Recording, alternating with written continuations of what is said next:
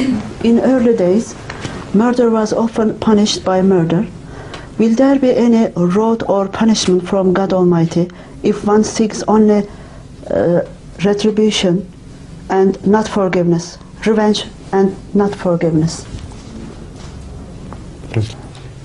In answer to this question, it should be noted that the principles of Islam do not change with times. So whatever happened in the past, whatever happens today, or will happen tomorrow, will be governed by the same principles. That is absolute justice.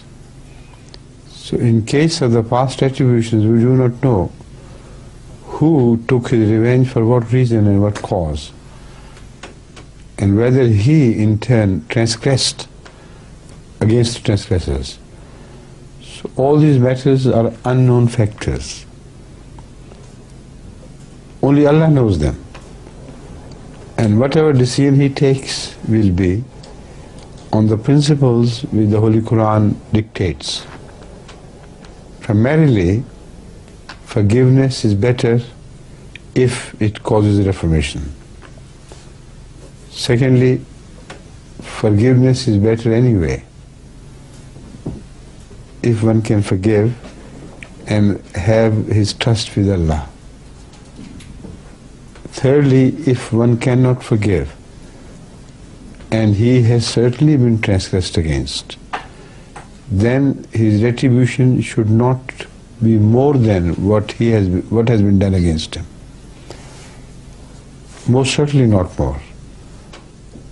Whoever complies by this rule today will be treated with fairness from Allah.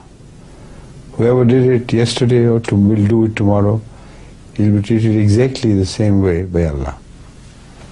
So this hypothetical question of some people used to do is irrelevant. Everybody does this again and again and will do it again and again. The matter will be decided as to the realities which command a situation by God, who knows all realities.